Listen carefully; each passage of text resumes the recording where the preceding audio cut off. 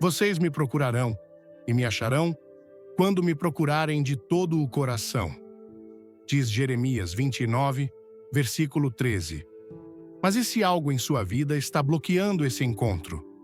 Billy Graham aponta verdades que ninguém te contou sobre o que te separa de Deus. Está pronto para mudar isso hoje? Sabias que pequenas decisões diárias podem nos afastar de Deus sem que sequer percebamos? A Bíblia nos adverte sobre isso em Hebreus 2, versículo 1. Por isso, é necessário que prestemos mais atenção ao que ouvimos, para que não nos desviemos. Esse versículo nos lembra que, se não cuidarmos da nossa relação com Deus, é fácil que hábitos incorretos nos levem na direção oposta ao seu propósito. Hoje exploraremos os 7 hábitos mais perigosos que podem te afastar de Deus e como identificá-los antes que prejudiquem tua fé. Vamos te mostrar como cada um desses padrões pode parecer inofensivo no início, mas acabar te afastando da presença e da paz de Deus. Se anseias por uma relação mais próxima com Deus e desejas evitar os erros que podem te distanciar dele, fica conosco. Esta mensagem pode ser o início de uma mudança profunda em tua vida. Estás pronto para identificar o que te afasta do seu propósito? Antes de começarmos, deixe um comentário com o número 1. Se você quer se aproximar de Deus, curta e se inscreva no canal para não perder nenhuma mensagem inspiradora. Quando nossa relação com Deus começa a esfriar, raramente acontece da noite para o dia. É um processo sutil, como um fio que se desfia lentamente até se romper sem que percebamos. Os hábitos que permitimos em nossa vida diária começam a nos afastar da sua presença. Primeira, negligenciar a oração. A oração, esse espaço íntimo, onde nossos corações e o de Deus se encontram, pode ser a primeira coisa em que começamos a falhar. No início, parece um esquecimento insignificante. Amanhã eu oro. Ou hoje estou muito cansado. Mas dia após dia, essa desconexão se aprofunda, e logo o vínculo que nos mantinha espiritualmente fortes começa a se enfraquecer. Em Lucas 18, versículo 1, Jesus exorta seus discípulos: é necessário orar sempre e não desanimar. Esta instrução não é uma simples sugestão, mas uma chave para nos mantermos próximos do Pai.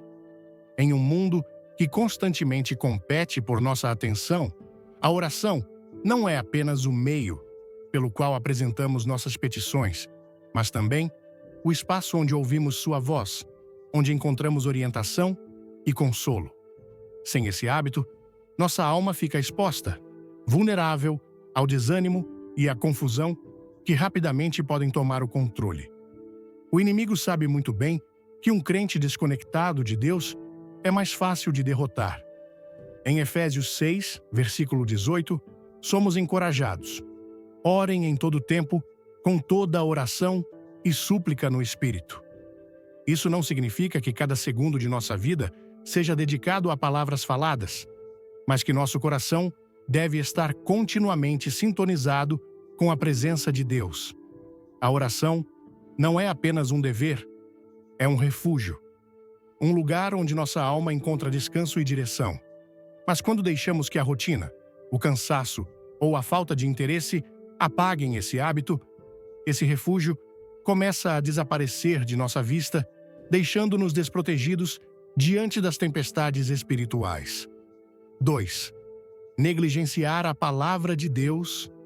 Enquanto o hábito da oração se enfraquece, outro aspecto crucial de nossa vida espiritual também começa a desmoronar: nossa relação com a palavra de Deus. As Escrituras são descritas como uma lâmpada para nossos pés e uma luz em nosso caminho. Em Salmos 119, versículo 105. No entanto, quando deixamos de buscar essa luz, nos encontramos caminhando na escuridão, sem direção clara, vulneráveis a tropeçar e cair. A leitura da Bíblia não é apenas uma prática religiosa, é a forma pela qual Deus nos fala, nos corrige e nos equipa para viver conforme sua vontade. Em 2 Timóteo 3, versículo 16, é-nos dito: toda a Escritura é inspirada por Deus e útil para ensinar, repreender, corrigir e treinar em justiça. Contudo, o descuido dessa prática essencial não costuma ser imediato. Começa com pequenas desculpas: hoje não tenho tempo, ou já conheço o suficiente da Bíblia. Essas desculpas, embora aparentemente inofensivas, criam uma distância cada vez maior entre nós e a verdade divina. O inimigo de nossas almas utiliza nossas distrações para nos manter afastados da palavra, sabendo que sem ela, nossa fé se enfraquece. Em Romanos 10, versículo 17, aprendemos: a fé vem pelo ouvir, e o ouvir pela palavra de Deus. Sem um compromisso constante com as Escrituras, nossa confiança nas promessas de Deus começa a vacilar. Os problemas parecem maiores, as respostas divinas mais distantes, e logo, o silêncio espiritual se torna a norma. Vamos juntos buscar a presença de Deus? Curta o vídeo, inscreva-se no canal e assista até o final para uma surpresa que vai tocar seu coração. Deixar de orar e negligenciar a leitura da palavra são hábitos que não apenas afetam nossa relação com Deus, mas também a forma como enfrentamos a vida diária. Sem a conexão que a oração proporciona, enfrentamos o mundo com nossas próprias forças. Sem a orientação da Escritura, nossas decisões carecem da sabedoria que vem do alto. Em Salmos 1, versículos 1 e 2, é descrita a bênção de meditar na lei do Senhor dia e noite. Contrastando com aqueles que caminham fora de sua vontade, o afastamento desses dois pilares fundamentais é o primeiro passo para uma vida espiritual estagnada. A oração e a palavra não são práticas opcionais, são a fonte de nossa força, nosso refúgio em tempos de adversidade e o canal através do qual ouvimos a Deus. Jesus, em seu ministério, nos deu um exemplo claro de como a oração e a palavra são essenciais, mesmo nos momentos mais desafiadores. Antes de enfrentar a cruz, ele passou horas no jardim do Getsêmani, derramando sua alma em oração ao Pai. Em Mateus 26, versículo 41, ele instrui seus discípulos: vigiai e orai, para que não entreis em tentação. O espírito, na verdade, está pronto, mas a carne é fraca. Esse lembrete não se aplica apenas aos discípulos daquele momento, mas a todos nós que enfrentamos diariamente tentações que buscam nos afastar de Deus. Quando enfrentou o inimigo no deserto, Jesus usou a palavra de Deus como sua arma mais poderosa. Em Mateus 4, cada tentação foi respondida com "está escrito", demonstrando que o conhecimento das Escrituras não é apenas um recurso para estudo, mas uma ferramenta de defesa espiritual. Se até mesmo Jesus, sendo Filho de Deus, dependeu da oração e da palavra para resistir, como podemos nós esperar permanecer firmes sem elas? A desconexão espiritual não ocorre de maneira abrupta. É o resultado de pequenos descuidos que, acumulados, nos levam para longe do lugar de intimidade com Deus.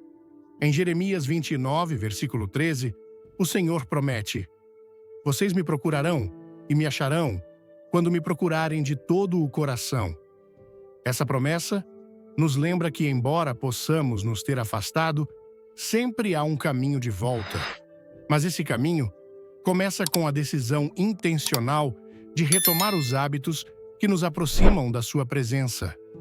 As noites em que o cansaço nos vence e deixamos de orar, os dias em que a rotina nos rouba o tempo para ler a Bíblia, não são apenas momentos perdidos, são oportunidades para retornar aos braços do Pai. Em Hebreus 4, versículo 16, somos encorajados. Aproximemo-nos, pois, com confiança do trono da graça, para a fim de recebermos misericórdia e acharmos graça para socorro em tempo oportuno. Esse aproximar-se não ocorre em meio às nossas desculpas, mas na sinceridade de um coração que reconhece sua necessidade de Deus. A restauração desses hábitos não é um ato de força de vontade, mas uma resposta à obra do Espírito Santo em nós. Em Filipenses 2, versículo 13, somos assegurados, porque é Deus quem efetua em vocês tanto o querer quanto o realizar, segundo a sua boa vontade. Esse versículo nos dá esperança, lembrando-nos que não estamos sozinhos em nossa luta para permanecermos próximos de Deus. Quando escolhemos retomar a oração e a leitura da palavra, estamos escolhendo a vida sobre a morte e a luz sobre a escuridão. Em Deuteronômio 30, versículos 19 e 20, Deus coloca diante de seu povo esta decisão: hoje coloco diante de vocês a vida e a morte, a bênção e a maldição. Escolham, pois, a vida, para que vivam vocês e seus descendentes, amando o Senhor, seu Deus, ouvindo sua voz e seguindo-o. Essa escolha é diária, e cada decisão que tomamos nos aproxima ou nos afasta do propósito eterno que Deus tem para nós. Terceiras relações que não glorificam a Deus. À medida que avançamos, veremos como outros hábitos podem nos afastar ainda mais de Deus, mas também como sua graça nos convida continuamente a retornar. As relações que cultivamos têm um impacto profundo em nossa vida espiritual. As amizades e vínculos que não glorificam a Deus podem se tornar uma das influências mais sutis, porém devastadoras, que nos afastam do seu propósito. A palavra de Deus nos exorta a escolher cuidadosamente com quem compartilhamos nossa vida, lembrando-nos que nem todas as conexões são saudáveis para nosso espírito. Em 1 Coríntios 15, versículo 33, somos advertidos: não se deixem enganar. As más companhias corrompem os bons costumes. Este versículo é claro ao apontar que as relações erradas têm o poder de desviar até mesmo o coração mais firme. A influência daqueles com quem passamos tempo afeta não apenas nossas ações, mas também nossos pensamentos e prioridades. Se compartilhamos nossas decisões e lutas com pessoas que não buscam a Deus, sua perspectiva pode se infiltrar em nossa mente, erodindo nossa confiança nas verdades bíblicas. Em Provérbios 13, versículo 20, é-nos dito: quem anda com sábios será sábio, mas o companheiro de tolos sofrerá dano. Esse ensino não é apenas um conselho prático, mas uma advertência espiritual. As relações que não estão fundamentadas no amor e na verdade de Deus se tornam um terreno onde o inimigo semeia confusão e dúvida. No Antigo Testamento, a história do rei Salomão ilustra como as relações erradas podem afastar até mesmo alguém com uma relação profunda com Deus. Embora Salomão tenha sido abençoado com sabedoria divina e começado seu reinado com um coração entregue ao Senhor, seus casamentos com mulheres de nações que não seguiam a Deus acabaram desviando seu coração. Em 1 Reis 11, versículo 4, está registrado: quando Salomão envelheceu, suas mulheres desviaram seu coração para outros deuses, e seu coração já não era totalmente fiel ao Senhor, seu Deus, como havia sido o coração de seu pai, Davi. Esse relato nos mostra que as influências erradas, mantidas por um tempo, podem levar a comprometer nossa fé e nos afastar de Deus. Deus não nos chama a nos isolarmos do mundo, mas a sermos intencionais com quem permitimos influenciar nossa vida. Jesus mesmo orou por seus discípulos em João 17, versículos 15 a 17, dizendo: não peço que os tires do mundo, mas que os protejas do maligno. Eles não são do mundo, como também eu não sou do mundo. Santifica-os na verdade, a tua palavra é a verdade. Esse trecho destaca a necessidade de vivermos no mundo, mas sem sermos moldados por ele. mantendo nossas relações alinhadas com a verdade de Deus. As relações que não glorificam a Deus nem sempre são evidentes desde o início. Muitas vezes se apresentam como amizades neutras ou inofensivas, mas, com o tempo, revelam atitudes, valores ou comportamentos que entram em conflito com nossa fé. Em Amós 3, versículo 3, uma pergunta ressoa com clareza: andarão dois juntos se não estiverem de acordo? Esse trecho nos convida a refletir sobre a direção que compartilhamos com as pessoas próximas a nós e se estamos caminhando em um propósito comum que glorifique a Deus. Se esta mensagem falou com você, comente "Quero mudar" e compartilhe com alguém que precisa ouvir isso. Fique até o final para um momento especial. O perigo dessas relações não está apenas no que fazemos, mas no que deixamos de fazer. As amizades que não glorificam a Deus podem nos distrair de nossas prioridades espirituais, ocupando o tempo e a energia que deveríamos dedicar à oração, ao serviço e à busca da presença de Deus. Em Hebreus 12, versículo 1, somos encorajados: despojemo-nos de todo o peso e do pecado que tão facilmente nos enreda e corramos com paciência a carreira que nos está proposta. Isso inclui avaliar e, quando necessário, soltar relações que se tornaram um peso que obstrui nosso caminhar com Deus. A importância de nos cercarmos de relações piedosas não é apenas para nosso benefício pessoal, mas também para nosso testemunho diante do mundo. Jesus nos chamou para sermos a luz do mundo e o sal da terra. Em Mateus 5, versículos 13 e 14. Mas é difícil cumprir esse chamado se estamos influenciados por amizades que não compartilham os valores do reino de Deus. Nosso testemunho se fortalece quando nossas relações refletem a graça, a verdade e o amor de Cristo. O Senhor nos dá diretrizes claras sobre como discernir as relações que edificam e aquelas que nos afastam de seu propósito.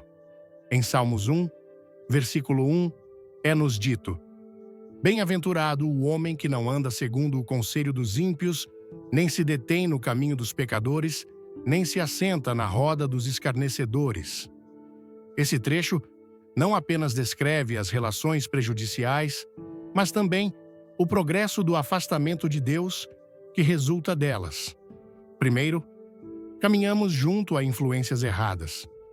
Depois, nos detemos com elas. E, finalmente, nos sentamos confortavelmente em sua companhia, adotando seus valores e atitudes. Deus, em seu amor, nos chama à comunhão com crentes que nos animem e fortaleçam em nossa fé. Em Hebreus 10, versículos 24 e 25, somos exortados: consideremo-nos uns aos outros para nos estimularmos ao amor e às boas obras, não deixando de nos congregarmos, como é costume de alguns, mas exortando-nos uns aos outros. Esse chamado não se refere apenas à igreja como um lugar físico, mas também à comunidade espiritual que cultivamos em nossas relações diárias. As amizades que glorificam a Deus são aquelas que nos desafiam a crescer, nos animam nos momentos difíceis e nos ajudam a permanecer firmes na fé. Provérbios 27, versículo 17, expressa isso de maneira poderosa. O ferro com ferro se afia e o homem com o trato do homem. Essas relações nem sempre são fáceis, mas são essenciais para nosso crescimento espiritual e para nos mantermos próximos de Deus. O processo de identificar e ajustar nossas relações pode ser difícil, mas é necessário. Jesus, em seu ministério, modelou a importância de se cercar de pessoas com propósito.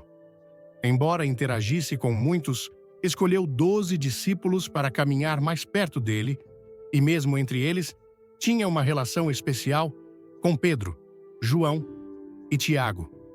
Esse modelo nos ensina a sermos intencionais, a discernirmos quem são as pessoas que nos impulsionam para nosso propósito, em vez de nos afastarem dele. À medida que avaliamos nossas relações, o Espírito Santo nos guia para tomar decisões sábias e corajosas. Em 2 Coríntios 6, versículo 14, somos instruídos: não se ponham em julgo desigual com os incrédulos, pois o que tem em comum a justiça e a maldade, ou que comunhão pode ter a luz com as trevas? Esse chamado não é um convite para julgar, mas para proteger nossa fé e nossa relação com Deus, assegurando que nossas conexões reflitam sua luz e sua verdade. As relações que não glorificam a Deus não apenas afetam nosso presente, mas também nosso destino eterno. Em 2 Timóteo 2, versículo 22, somos encorajados: foge das paixões da juventude e segue a justiça, a fé, o amor e a paz, junto com aqueles que invocam o Senhor com um coração puro. Esse versículo nos lembra que não estamos chamados a caminhar sozinhos, mas junto a outros que compartilham nosso desejo de honrar a Deus. O Senhor, em sua graça, sempre nos dá uma saída quando enfrentamos relações que nos afastam dele. Em 1 Coríntios 10, versículo 13, somos assegurados: Deus é fiel e não permitirá que vocês sejam tentados além do que podem suportar. Pelo contrário, quando vier a tentação, Ele também dará o escape para que a possam suportar. Esse consolo nos dá confiança de que, com sua ajuda, podemos discernir e mudar qualquer relação que não esteja alinhada com seu propósito. Deus nos chama a uma vida que glorifique seu nome, e nossas relações são uma parte fundamental desse chamado. À medida que buscamos sua orientação, Ele nos capacita para construir vínculos que fortaleçam nossa fé e nos impulsionem para uma relação mais profunda com Ele. Em cada passo, seu Espírito está presente, guiando-nos para a comunhão que reflete seu amor e sua verdade. 4. Justificar. Pequenos pecados. O afastamento de Deus nem sempre ocorre de maneira abrupta. Muitas vezes, começa com decisões aparentemente pequenas, atos que parecem insignificantes, mas que pouco a pouco corroem nossa relação com Ele. Uma das formas mais sutis em que isso acontece é permitindo o que chamamos de pequenos pecados, ou justificando nossas ações com argumentos convenientes. Esse hábito, que à primeira vista não parece perigoso, pode se tornar um obstáculo significativo para a nossa vida espiritual. A Bíblia é clara a esse respeito. Em Cantares 2, versículo 15, encontramos uma advertência sobre as raposinhas que devastam os vinhedos. Essas raposinhas representam esses erros aparentemente insignificantes, esses deslizes que racionalizamos dizendo não é tão grave ou isso não faz mal a ninguém. Mas como essas raposinhas nos vinhedos, esses pequenos pecados têm o poder de destruir o que Deus está cultivando em nossa vida. Aceitar o pecado, por menor que pareça, nos afasta do padrão de santidade ao qual Deus nos chama. Em Levítico 11, versículo 45, Deus diz: sejam santos, porque eu sou santo. Esse mandato não é opcional nem relativo, reflete a natureza de Deus e seu chamado para que vivamos conforme seu caráter. Cada vez que justificamos o que é errado, permitimos que nossa consciência se torne insensível, dificultando ouvir sua voz e perceber sua direção. Um exemplo claro encontramos na vida do rei Davi, em 2 Samuel 11. O pecado de Davi começou com algo que poderia ter sido evitado: ficar em Jerusalém enquanto suas tropas estavam em batalha. O que se seguiu foi uma cadeia de decisões que culminaram em adultério e assassinato. Embora o pecado inicial pudesse parecer insignificante, abriu a porta para uma série de ações que o afastaram de Deus e trouxeram graves consequências para sua vida. Esse relato nos lembra que o pecado nunca é inofensivo. Sempre tem um custo espiritual e emocional. Antes de continuar, clique no like se você sente Deus chamando você. Inscreva-se e veja até o final para uma revelação que vai mudar sua perspectiva. Deus, em sua graça, não nos deixa sozinhos diante do pecado. Em 1 João 1, versículo 9, somos prometidos: se confessarmos nossos pecados, Ele é fiel e justo para nos perdoar e nos purificar de toda injustiça. Essa verdade nos dá esperança, mas também nos chama a não tomar a graça de Deus como uma desculpa para continuar justificando o que é errado. O arrependimento genuíno não é apenas sentir remorso, é mudar de direção, afastando-nos do pecado e voltando para Deus com um coração sincero. O inimigo usa nossa tendência a justificar o pecado para nos manter presos em um ciclo de culpa e distância de Deus. Em Gênesis 3, versículo 1, vemos como a serpente tentou Eva, fazendo-a questionar a palavra de Deus. Foi isso mesmo que Deus disse? Que não comam de nenhuma árvore do jardim? Esse padrão permanece o mesmo hoje. O inimigo semeia dúvidas, fazendo-nos acreditar que certos comportamentos são aceitáveis, que Deus não os leva em conta ou que, de alguma forma, estamos isentos de seu padrão. No entanto, a palavra de Deus nos chama a resistir essas mentiras e a caminhar na verdade. Em Tiago 4, versículo 7, somos exortados: sujeitem-se a Deus, resistam ao diabo e ele fugirá de vocês. Essa sujeição não é uma postura passiva, mas um compromisso ativo de nos alinharmos com a vontade de Deus, mesmo nos menores detalhes de nossa vida.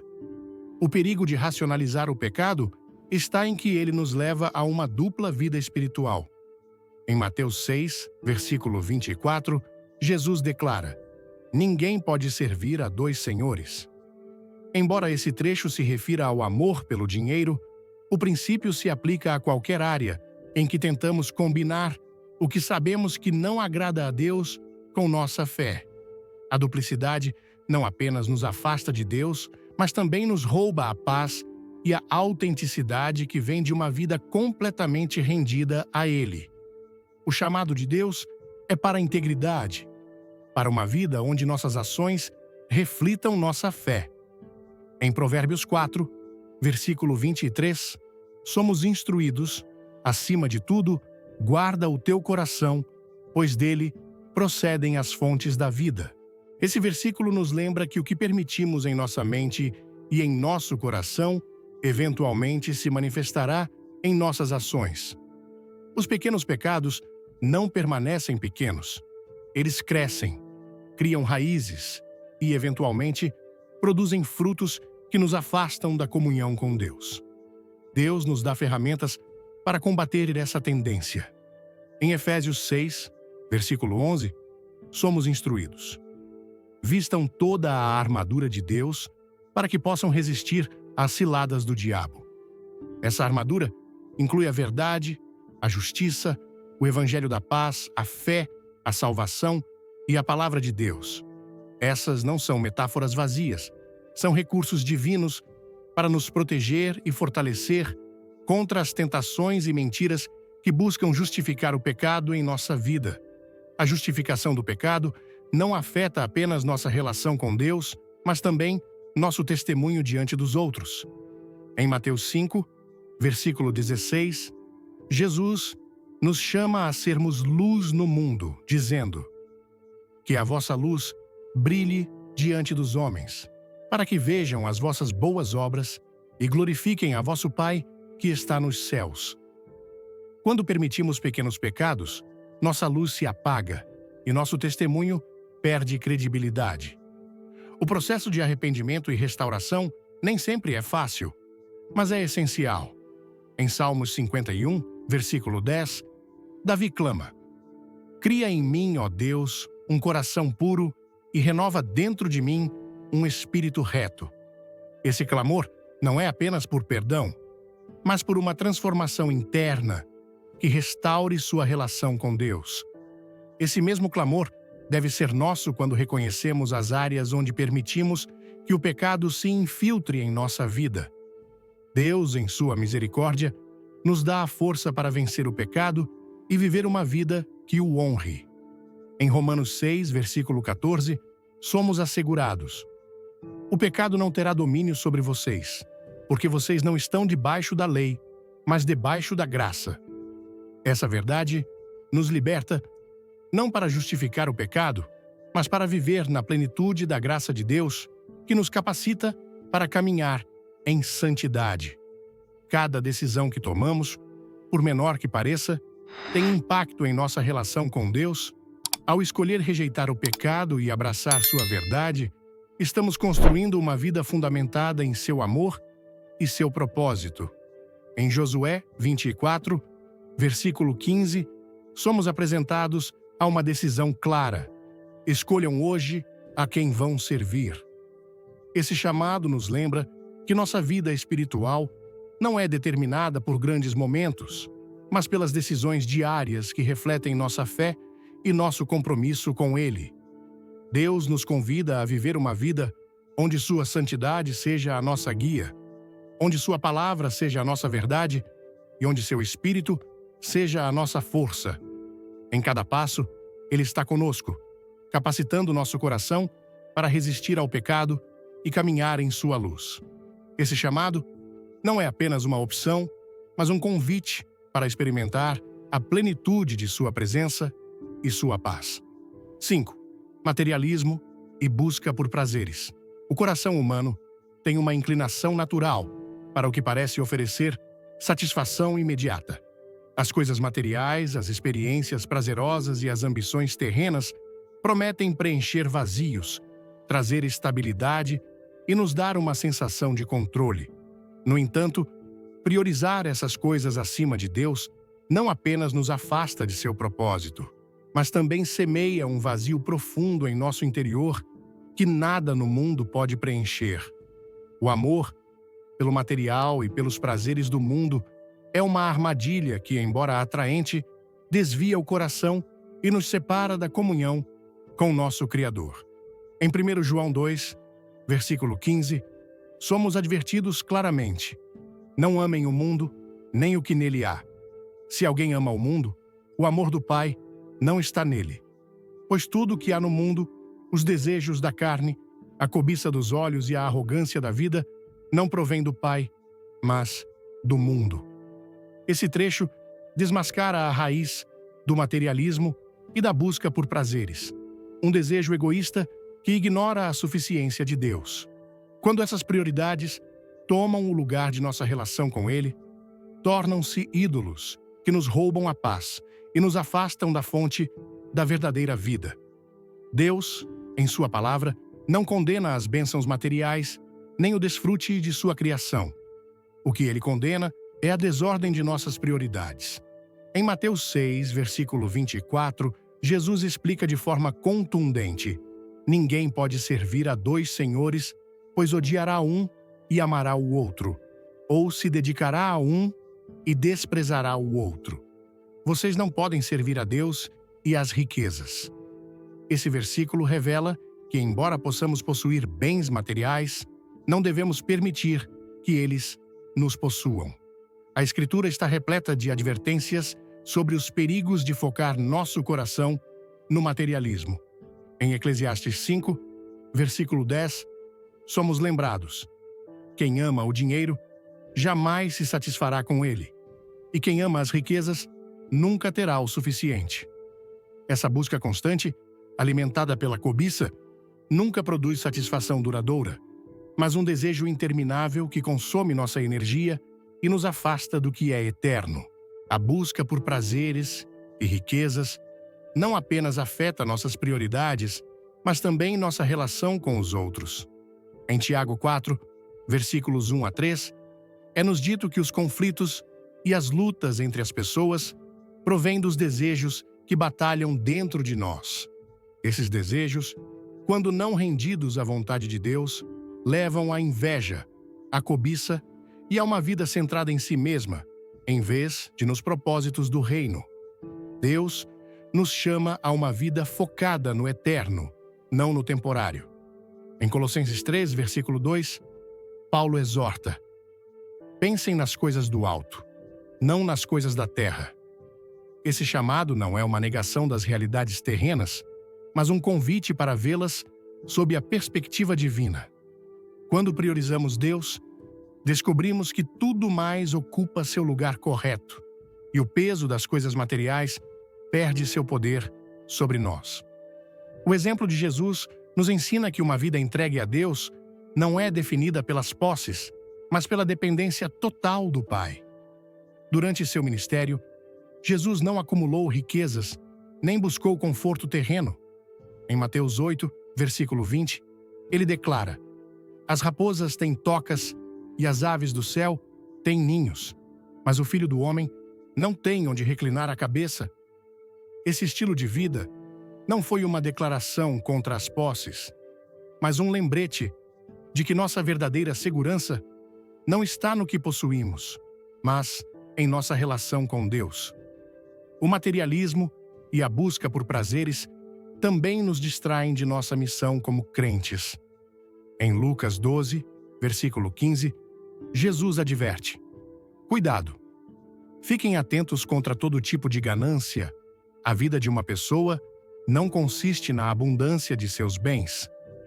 Quando nossas prioridades estão alinhadas com o reino de Deus, podemos viver livres do peso das expectativas terrenas, focando em amar a Deus e aos outros de maneira genuína.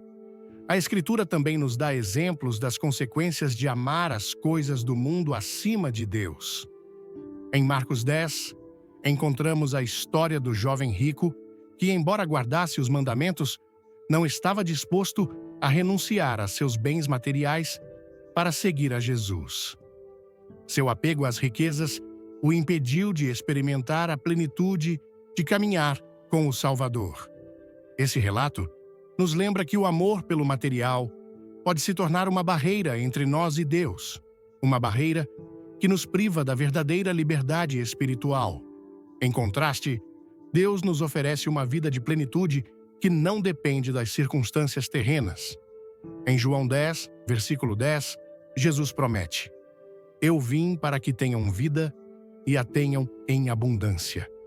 Essa abundância não é medida por posses ou experiências, mas pela paz, alegria e comunhão com Deus que só Ele pode dar.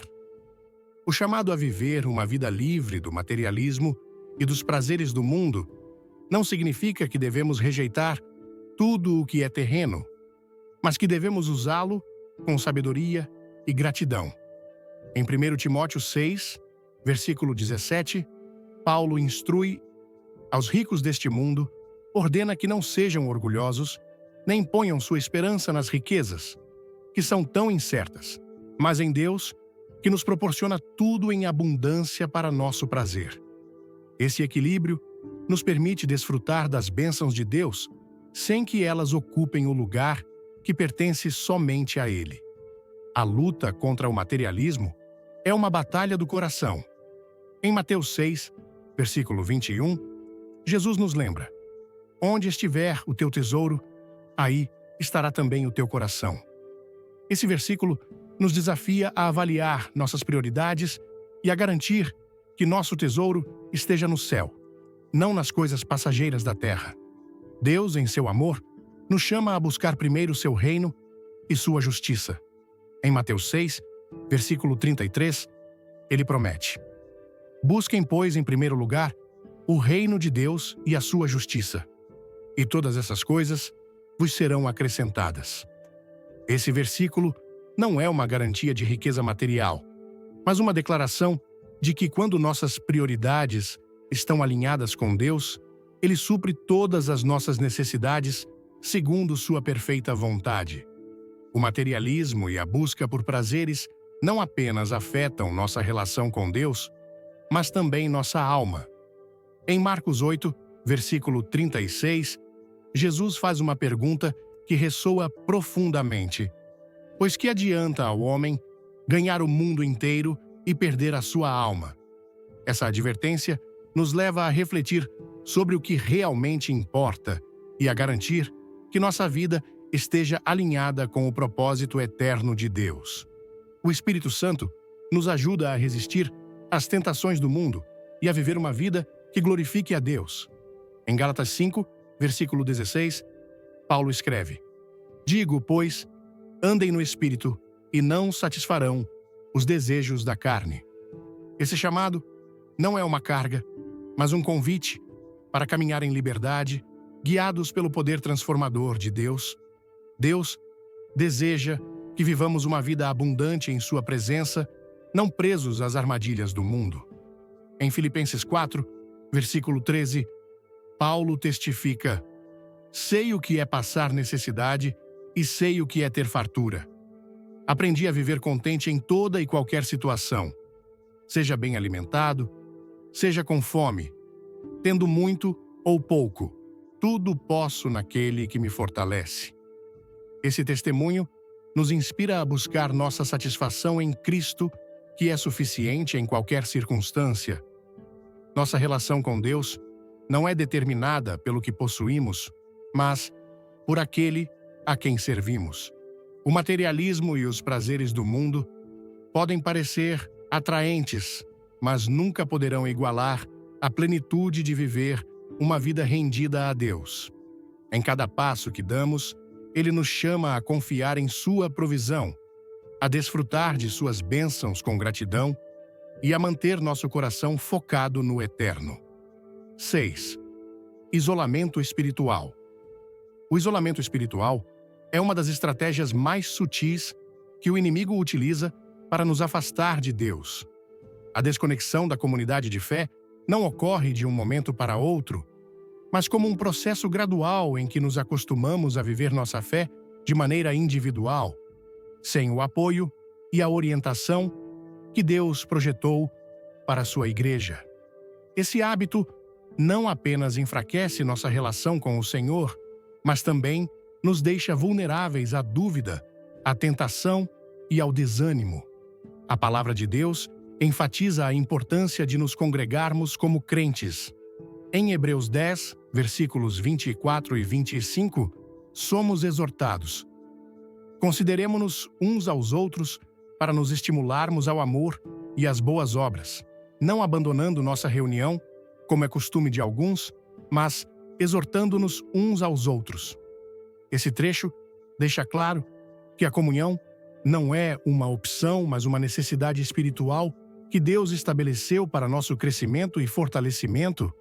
O propósito de nos reunirmos, como corpo de Cristo, não é apenas cumprir um requisito religioso, mas nos edificarmos mutuamente no amor e na verdade. Em 1 Coríntios 12, versículo 12, Paulo descreve a igreja como um corpo. Porque assim como o corpo é um e tem muitos membros, e todos os membros, sendo muitos, formam um só corpo, assim também é Cristo. Essa analogia nos lembra que a vida cristã não foi projetada para ser vivida em isolamento, mas em comunidade, onde cada pessoa contribui para o fortalecimento dos outros. O inimigo busca semear a ideia de que nossa relação com Deus pode se manter intacta sem a comunidade de fé.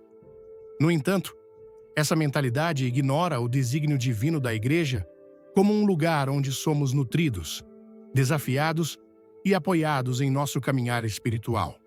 Em Provérbios 27, versículo 17, é-nos dito: O ferro com ferro se afia e o homem com o trato do homem. Essa interação, embora às vezes desconfortável, é necessária para nosso crescimento espiritual e para nos mantermos firmes em nossa fé. O isolamento não apenas nos desconecta dos outros, mas também das bênçãos que Deus dispôs por meio de sua igreja. Em Efésios 4, versículo 11, é explicado que Cristo deu dons à igreja: apóstolos, profetas, evangelistas, pastores e mestres, para o aperfeiçoamento dos santos, para a obra do ministério, para a edificação do corpo de Cristo, até que todos cheguemos à unidade da fé e ao pleno conhecimento do Filho de Deus. Ao nos afastarmos da comunidade, privamo-nos desse processo de edificação essencial para nosso crescimento. O isolamento também nos deixa mais vulneráveis às mentiras do inimigo. Em 1 Pedro 5, versículo 8, somos advertidos: Sede sóbrios, vigiai, porque o vosso adversário, o diabo, anda ao redor, rugindo como leão, buscando a quem possa devorar. Um leão nunca ataca uma manada inteira, mas busca aqueles que se separaram, os que estão sozinhos e desprotegidos. De maneira semelhante, quando nos desconectamos da comunidade de fé, tornamo-nos um alvo mais fácil para o desânimo, o pecado e a desesperança. Deus nos projetou para viver em comunidade porque sabe que nossas forças não são suficientes para enfrentar as provações e tentações sozinhos. Em Eclesiastes 4, versículos 9 a 12, é-nos dito: melhor é serem dois do que um, porque tem melhor recompensa pelo seu trabalho. Pois se caírem, um levanta o outro. Ai, porém, do que estiver só, pois caindo não haverá quem o levante. Também, se dois dormirem juntos, aquecerão. Mas um só, como se aquecerá? Um só pode ser vencido, mas dois podem resistir, e o cordão de 3 dobras não se quebra facilmente. Esse trecho destaca a força que encontramos na comunhão, um apoio que só se experimenta plenamente no contexto da comunidade de fé. A igreja não é perfeita porque é composta por pessoas imperfeitas. No entanto, é o meio que Deus estabeleceu para crescermos em nossa relação com Ele e com os outros. Em Colossenses 3, versículo 16, somos exortados que a palavra de Cristo habite em vocês ricamente, ensinando e admoestando uns aos outros com toda sabedoria, cantando salmos, hinos e cânticos espirituais, com gratidão no coração a Deus. Esse ambiente de exortação e louvor mútuo é essencial para manter nossa fé viva e vibrante. O afastamento da comunidade também nos priva da oportunidade de sermos parte ativa do plano de Deus.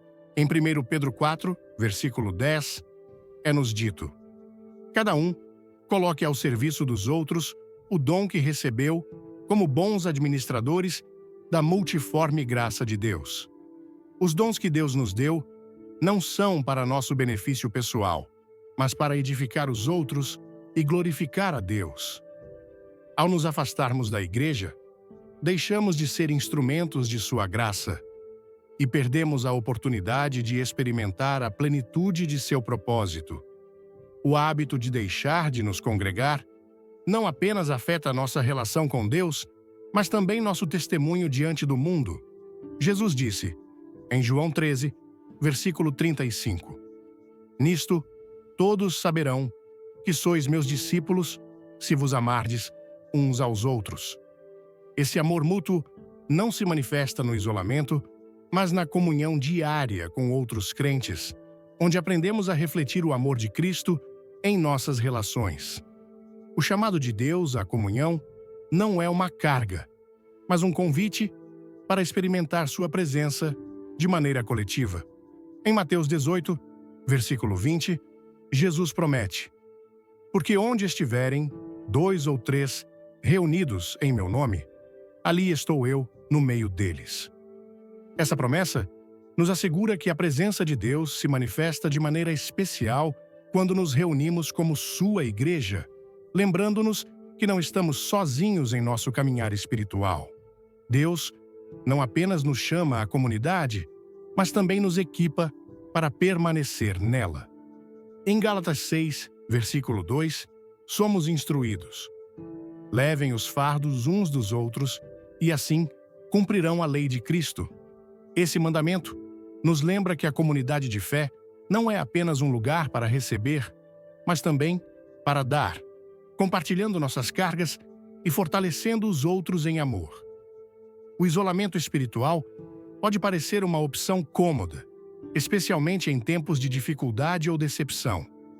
No entanto, Deus nos chama a superar essas barreiras e a buscar a comunhão com outros crentes.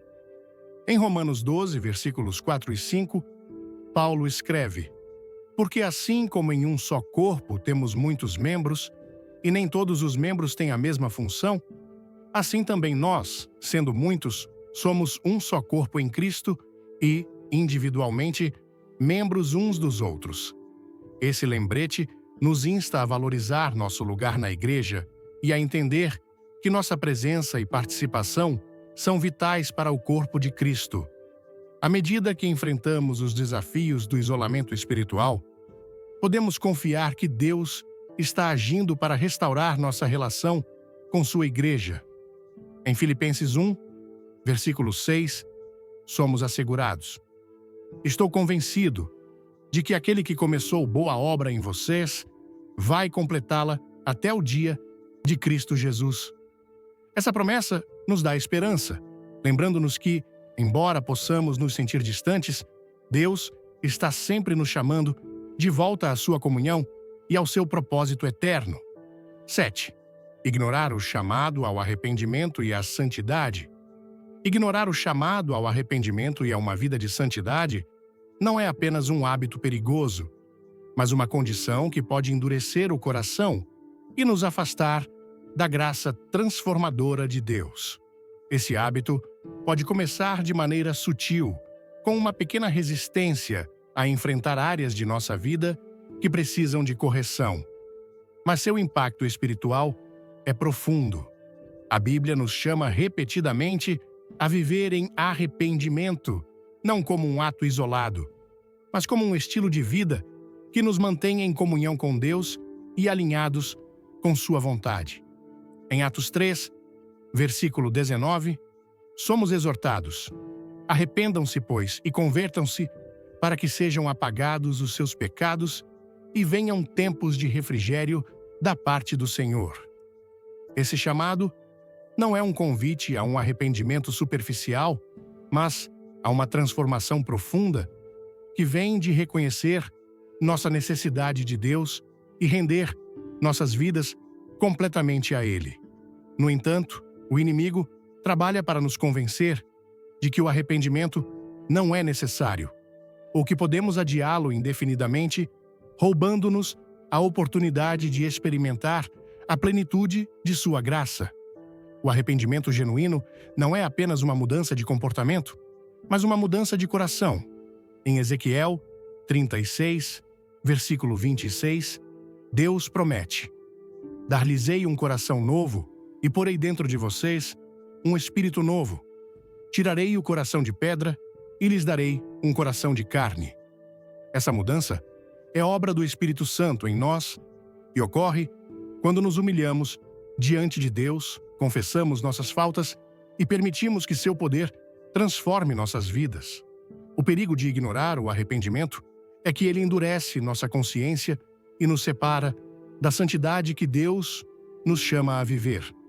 Em Hebreus 12, versículo 14, é-nos dito: sigam a paz com todos e a santidade, sem a qual ninguém verá o Senhor. Esse versículo deixa claro que a santidade não é uma opção para o crente, mas uma condição essencial para manter nossa relação com Deus e experimentar sua presença. A resistência ao arrependimento também pode se manifestar na falta de resposta ao chamado do Espírito Santo. Em João 16, versículo 8, Jesus descreve como o Espírito convence o mundo do pecado, da justiça e do juízo. Ignorar essa convicção é ignorar a obra de Deus em nós, o que nos leva a uma vida espiritualmente estagnada e afastada de seu propósito. O chamado à santidade não é uma carga, mas um convite para viver na plenitude do desígnio de Deus. Em 1 Pedro 1, versículos 15 e 16, é-nos dito: como é santo aquele que os chamou, sejam também vocês santos em todo o seu proceder, pois está escrito: sede santos, porque eu sou santo. Esse chamado reflete o caráter de Deus e seu desejo de que seu povo viva em pureza, refletindo sua luz em um mundo cheio de escuridão. Ignorar esse chamado não apenas afeta nossa relação com Deus, mas também nosso testemunho diante dos outros. Em Mateus 5, versículo 16, Jesus nos chama a sermos luz no mundo, dizendo: assim brilhe a vossa luz diante dos homens, para que vejam as vossas boas obras e glorifiquem a vosso Pai que está nos céus. Uma vida que rejeita o arrependimento e a santidade perde seu brilho, afetando nossa capacidade de impactar os outros para o reino. A santidade não é um padrão inatingível, mas um processo contínuo que ocorre por meio do poder de Deus em nós. Em Filipenses 2, versículo 13, somos assegurados, porque é Deus quem efetua em vocês tanto o querer quanto o realizar, segundo a sua boa vontade. Esse versículo nos dá esperança, lembrando-nos que não estamos sozinhos em nossa luta por viver em santidade, mas que Deus está agindo em nós para cumprir seu propósito. A rejeição do arrependimento também pode nos levar a um estado de autojustificação, onde tentamos racionalizar nossos erros em vez de enfrentá-los.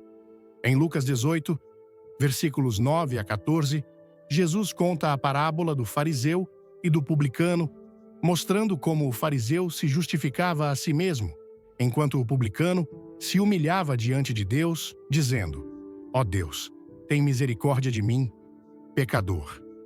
Essa história nos lembra que Deus não busca perfeição externa, mas um coração contrito e humilde, disposto a reconhecer sua necessidade de sua graça. A santidade também se manifesta em nossas decisões diárias, em como vivemos e nas prioridades que estabelecemos. Em Romanos 12, versículos 1 e 2, Paulo nos exorta: Rogo-vos, pois, irmãos, pela misericórdia de Deus, que apresenteis o vosso corpo como sacrifício vivo, santo e agradável a Deus, que é o vosso culto racional. Não vos conformeis com este mundo, mas transformai-vos pela renovação da vossa mente. Esse chamado não é apenas para evitar o pecado, mas para buscar ativamente o que agrada a Deus, permitindo que sua palavra renove nossa mente e transforme nossas ações. O processo de arrependimento e santidade nem sempre é fácil, mas é essencial para experimentar a plenitude da vida que Deus tem para nós. Em 2 Coríntios 7, versículo 10, é-nos dito: a tristeza, segundo Deus, produz arrependimento para a salvação, da qual não há arrependimento, mas a tristeza do mundo produz morte. Esse contraste nos mostra que o arrependimento genuíno não é um ato de culpa, mas uma resposta ao amor de Deus, que nos leva a uma vida renovada e cheia de propósito. A obra de Cristo na cruz é o fundamento de nosso chamado ao arrependimento e à santidade. Em 1 Pedro 2, versículo 24, somos lembrados: Ele mesmo levou em seu corpo os nossos pecados sobre o madeiro, para que, mortos para o pecado, vivamos para a justiça. Por suas feridas, fostes sarados. Esse sacrifício não apenas nos redime, mas também nos capacita para viver em obediência à sua palavra e em comunhão com Ele. Deus não apenas nos chama ao arrependimento, mas também nos dá a graça para viver em santidade. Em Tito 2, versículo 11, é-nos dito: pois a graça de Deus se manifestou, trazendo salvação a todos os homens, ensinando-nos que, renunciando à impiedade e às paixões mundanas, vivamos neste mundo com moderação, justiça e piedade. Esse versículo nos lembra que a graça de Deus não apenas nos salva, mas também nos capacita para viver uma vida que o glorifique. O hábito de ignorar o arrependimento e a santidade não apenas afeta nosso presente, mas também nossa eternidade. Em Apocalipse 3, versículo 20, Jesus diz: Eis que estou à porta e bato. Se alguém ouvir a minha voz e abrir a porta, entrarei em sua casa e cearei com ele e ele comigo.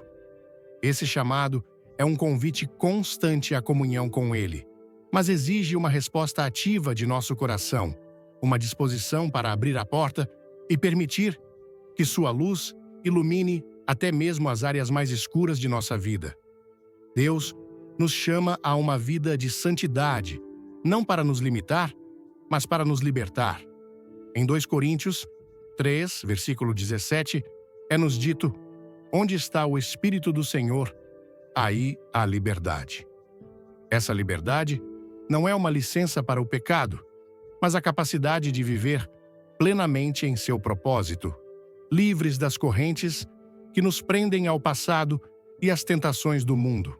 A vida de arrependimento e santidade não é um caminho fácil, mas é um caminho cheio de graça e esperança.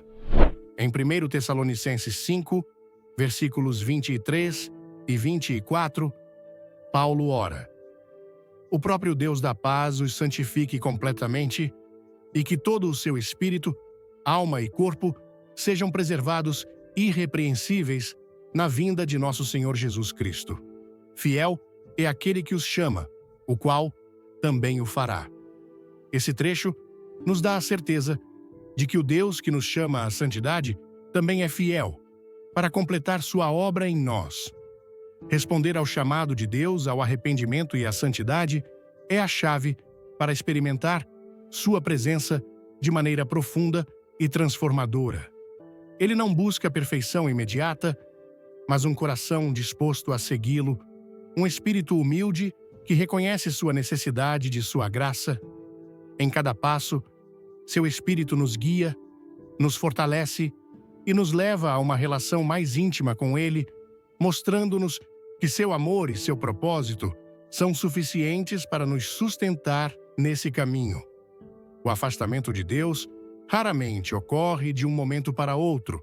É um processo gradual, alimentado por hábitos aparentemente insignificantes que, se não corrigidos, nos conduzem a uma desconexão espiritual mais profunda.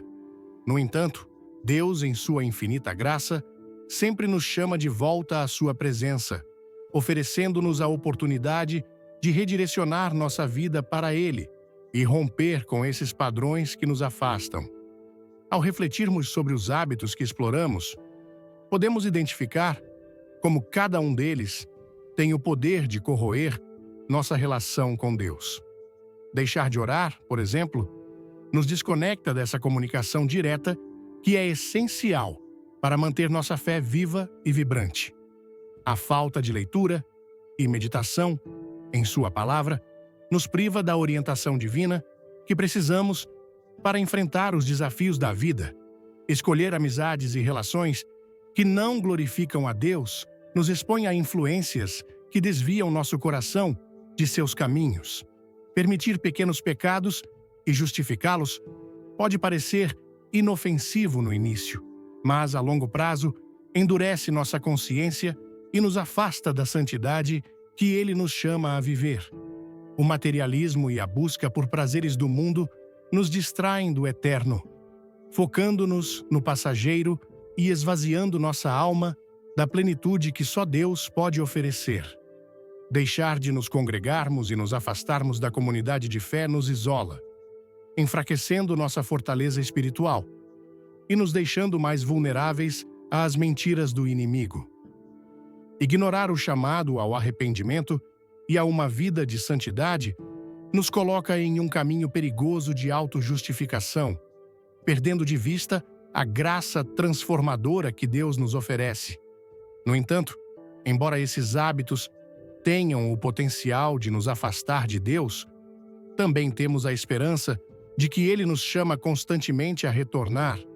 Em Jeremias 29, versículo 13, Ele promete: Vocês me procurarão e me acharão quando me procurarem de todo o coração. Esse convite nos lembra que não importa o quão longe tenhamos ido, nunca é tarde demais para voltar para Ele. A chave está em reconhecer esses hábitos, arrepender-nos genuinamente e tomar decisões intencionais para substituí-los por práticas que fortaleçam nossa relação com Ele. O poder do arrependimento não reside apenas em confessar nossas falhas, mas em permitir que o Espírito Santo transforme nosso coração e nos leve a viver de maneira diferente. Em 2 Coríntios 5, versículo 17, somos assegurados: Assim, se alguém está em Cristo, é nova criatura, as coisas velhas já passaram. Eis que tudo se fez novo. Esse versículo encapsula a obra redentora de Deus em nós. Ele não apenas perdoa nossos erros, mas também nos dá uma nova identidade e uma nova direção. Deus nos chama a depender dele em cada área de nossa vida, mesmo nos aspectos que consideramos insignificantes. A oração, por exemplo, não é apenas uma rotina, mas um canal direto para nos conectarmos com sua vontade, sua paz e sua orientação. Quando retomamos esse hábito, descobrimos que nossa fé se fortalece e nossa relação com ele se aprofunda. Em Filipenses 4, versículos 6 e 7, Paulo nos exorta: não andem ansiosos por coisa alguma, mas em tudo, pela oração e súplicas e com ação de graças, apresentem seus pedidos a Deus. E a paz de Deus, que excede todo o entendimento, guardará os seus corações e as suas mentes em Cristo Jesus. A leitura da Palavra de Deus é outra prática essencial que restaura nossa conexão com Ele. Em Salmos 1, versículos 2 e 3, é descrita a bênção daqueles que se deleitam na lei do Senhor e nela meditam dia e noite. São como árvore plantada junto a correntes de águas, que dá seu fruto no devido tempo e cuja folha não murcha. Esse trecho nos mostra que quando voltamos às Escrituras, encontramos direção, força e uma vida espiritual frutífera. O arrependimento também nos impulsiona a avaliar nossas relações e a escolher amizades que nos animem em nossa fé. Em Provérbios 13, versículo 20, somos advertidos: quem anda com sábios será sábio, mas o companheiro de tolos será destruído. Esse chamado nos leva a buscar a comunhão com aqueles que compartilham nosso desejo de honrar a Deus, fortalecendo nossa fé em comunidade. Substituir os pequenos pecados por uma busca intencional de santidade nos liberta da culpa e do peso do pecado. Em 1 Pedro 1, versículo 16, somos lembrados: sede santos, porque eu sou santo. Esse padrão não é inatingível, porque Deus nos dá sua graça e seu Espírito para nos capacitar a viver conforme seu caráter. O materialismo e os prazeres do mundo perdem seu poder quando colocamos nossa esperança no eterno. Em Mateus 6, versículo 33, Jesus nos chama: busquem, pois, em primeiro lugar o reino de Deus e a sua justiça, e todas essas coisas vos serão acrescentadas. Esse enfoque nos liberta das preocupações terrenas, permitindo-nos viver com uma perspectiva que honra a Deus. A restauração de nossa conexão com a comunidade de fé é essencial para nosso crescimento espiritual. Em Hebreus 10, versículo 25, somos encorajados: não deixemos de nos congregar, como é costume de alguns, mas exortemo-nos uns aos outros, especialmente ao vermos que o dia do Senhor se aproxima. A comunhão com outros crentes nos fortalece e nos anima a permanecermos firmes em nossa fé. Finalmente, o chamado ao arrependimento e à santidade não é uma carga, mas um convite para experimentar a plenitude de Deus. Em Tito 2, versículo 11, é-nos dito: pois a graça de Deus se manifestou, trazendo salvação a todos os homens, ensinando-nos que, renunciando à impiedade e às paixões mundanas, vivamos neste mundo com moderação, justiça e piedade. Esse chamado reflete o desejo de Deus de que vivamos vidas cheias de propósito e alinhadas com sua vontade. Cada passo em direção a Deus é uma decisão intencional de rejeitar o que nos afasta dele e abraçar o que fortalece nossa relação com ele. Em Deuteronômio 30, versículos 19 e 20, Deus coloca diante de nós a vida e a morte, a bênção e a maldição, e nos exorta: escolham, pois, a vida, para que vivam vocês e sua descendência. Esse chamado ressoa hoje, lembrando-nos que nossas escolhas têm um impacto eterno. Deus não nos deixa sozinhos nesse processo. Em Filipenses 1, versículo 6, somos assegurados: aquele que começou boa obra em vocês vai completá-la até o dia de Cristo Jesus.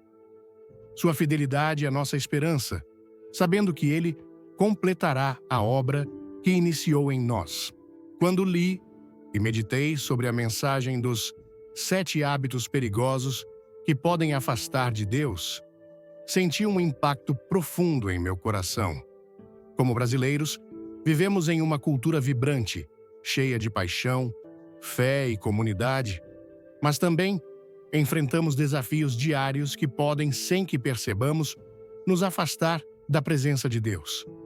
Cada um dos 7 hábitos apresentados, negligenciar a oração, ignorar a palavra de Deus, manter relações que não glorificam a Deus, justificar pequenos pecados, priorizar o materialismo, isolar-se espiritualmente e ignorar o chamado ao arrependimento, ressoa como um alerta para nossa vida cotidiana.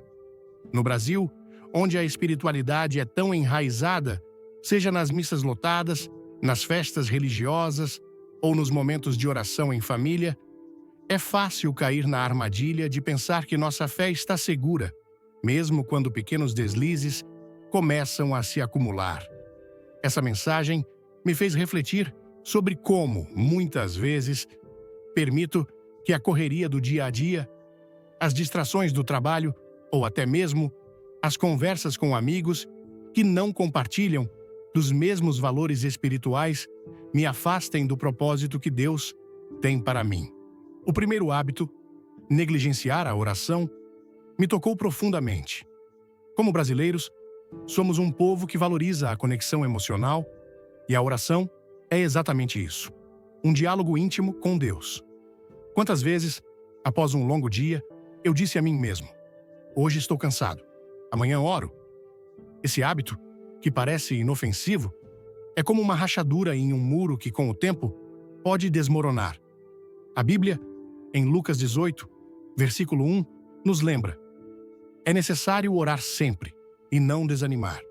Essa verdade me fez perceber que a oração não é apenas uma prática, mas um refúgio onde encontro paz e força.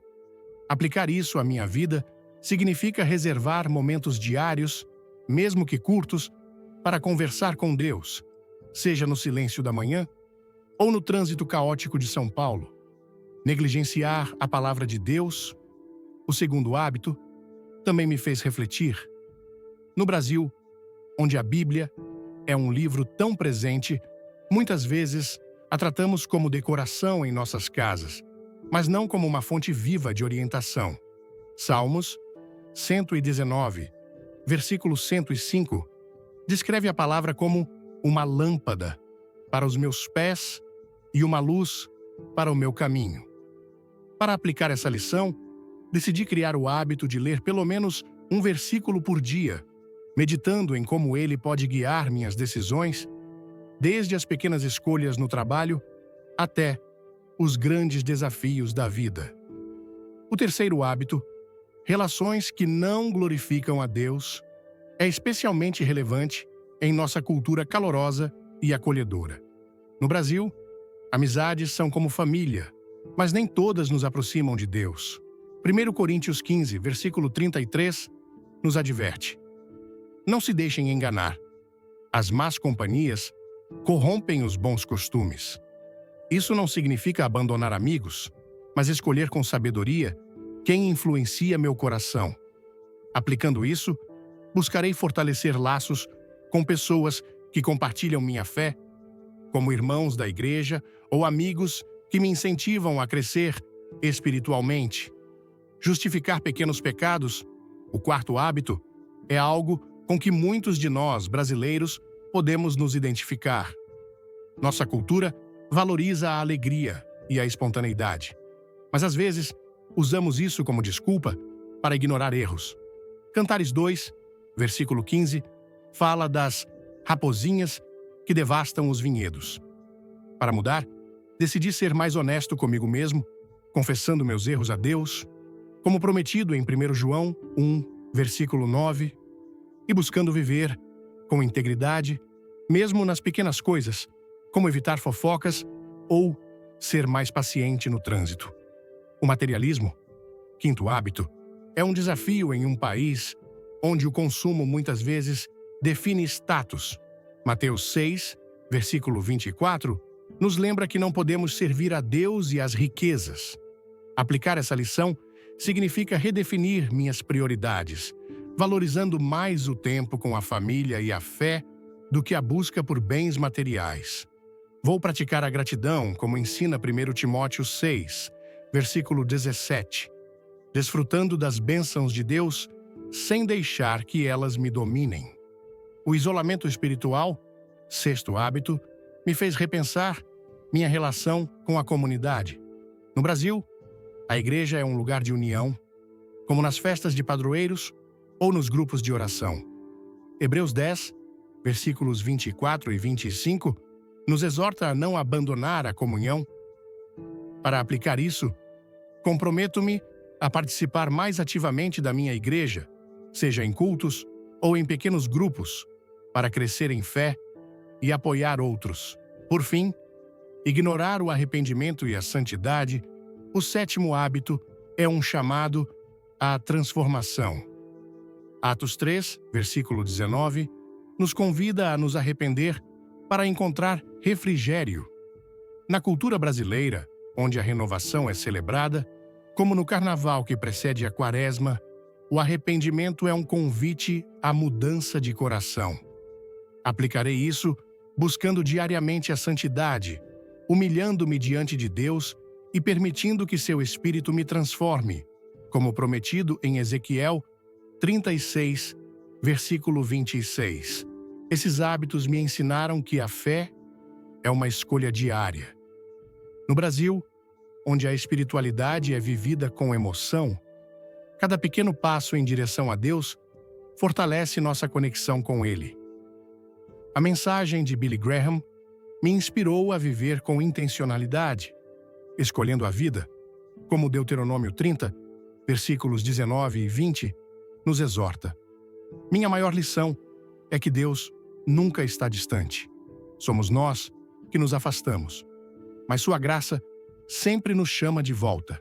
Se esta mensagem tocou seu coração, não guarde isso só para você. Curta o vídeo, compartilhe com alguém que precisa ouvir essa verdade e inscreva-se no canal para não perder nenhuma palavra de esperança. Deixe nos comentários qual desses hábitos você vai mudar hoje. Fique até o final, porque temos uma surpresa especial para você que deseja se aproximar de Deus. Vamos juntos viver a vida abundante que Ele prometeu em João 10, versículo 10.